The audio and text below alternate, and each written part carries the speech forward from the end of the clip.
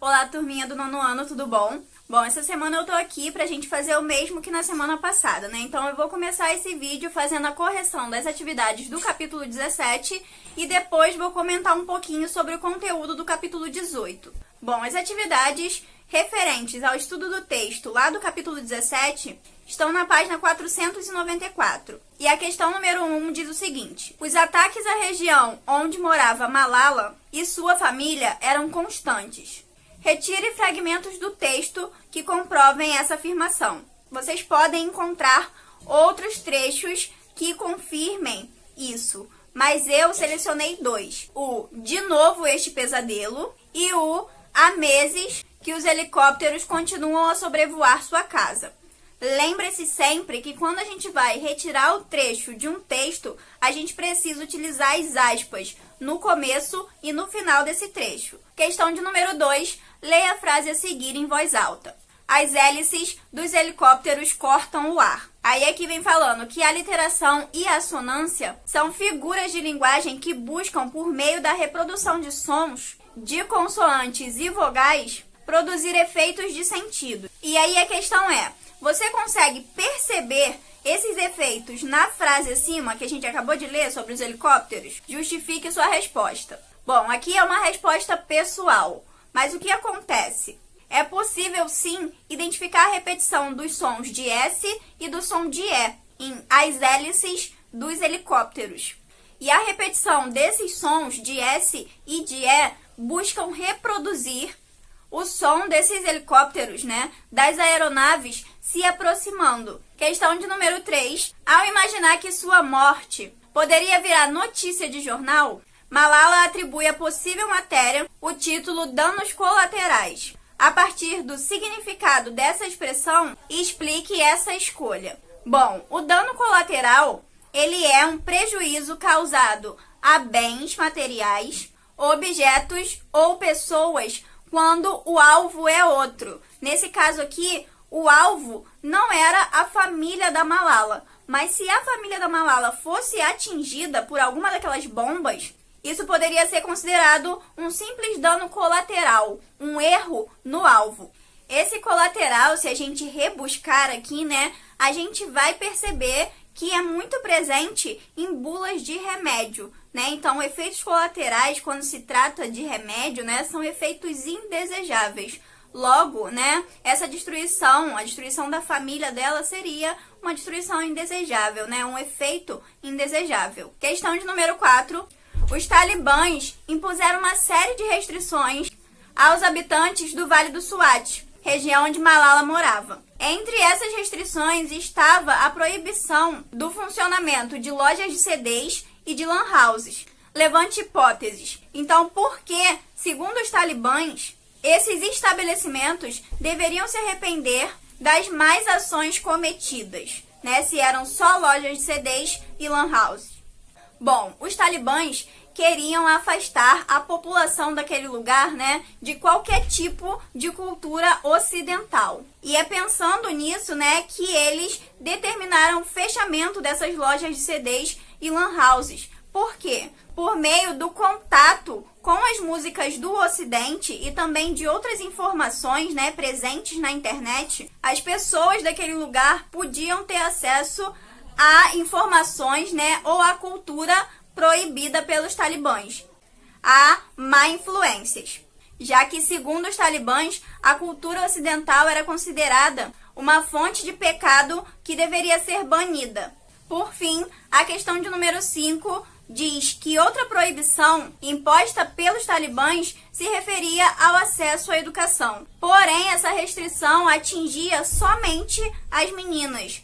A proibição do acesso à educação era somente para as meninas e não para os meninos. Então, aqui vocês vão explicar, nas palavras de vocês, o porquê que o acesso à educação, à escola, foi preservado para os meninos e não para as meninas. Bom, aqui é importante vocês saberem que para os talibãs, segundo os talibãs, as mulheres eram consideradas seres inferiores.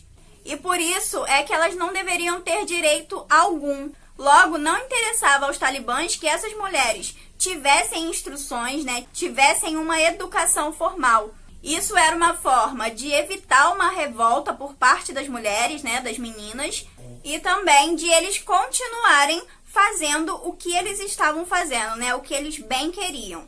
Por outro lado, os meninos eram educados para perpetuar, né, para manter a tradição dos talibãs. Então, para os meninos, as escolas eram utilizadas como instrumento de doutrinação, para ensinar, né, para passar mesmo os valores desses talibãs aos meninos. O capítulo 18 traz pra gente a terceira parte dos nossos estudos de biografia romanceada. Então aqui, né, nessa semana, a gente vai fechar os estudos desse gênero textual.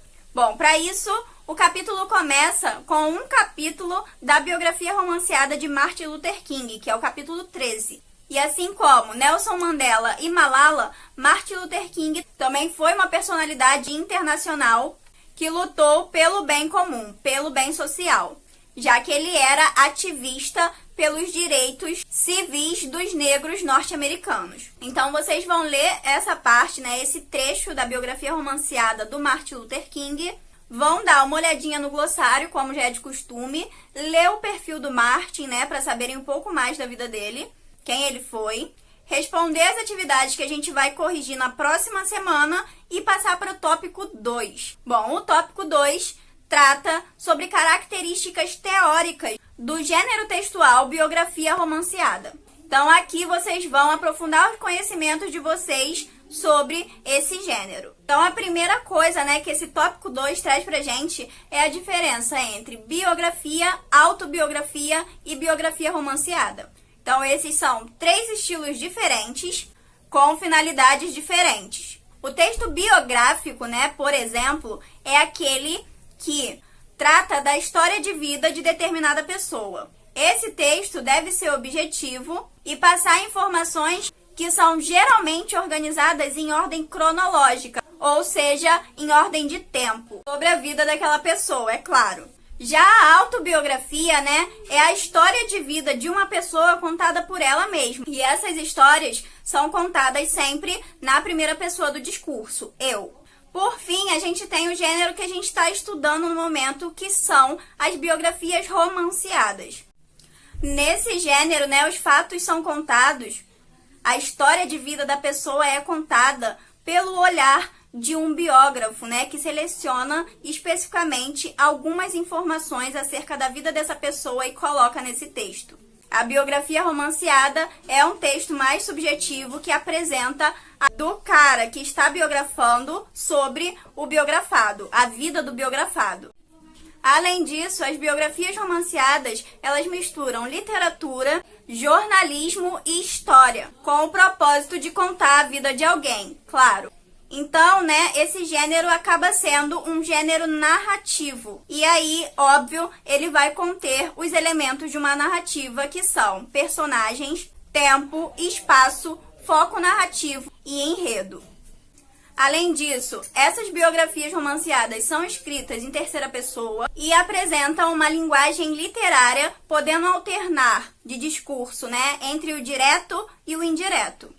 Entendido isso aí, a gente passa para a produção textual dessa semana, que pede para vocês produzirem um capítulo de uma biografia romanceada para aquela pessoa que vocês fizeram a atividade de produção textual lá no capítulo 16. Lembra? Vocês escolheram uma personalidade e argumentaram sobre o porquê ela precisava ter uma biografia romanceada. Bom, agora vocês vão escrever um capítulo sobre a biografia romanceada dessa pessoa. E para isso, vocês vão precisar pesquisar sobre a vida dessa pessoa e seguir as orientações do livro, tá? O livro traz todo passo a passo para vocês fazerem esse trabalho. Muito obrigada pela atenção de vocês e até a próxima aula.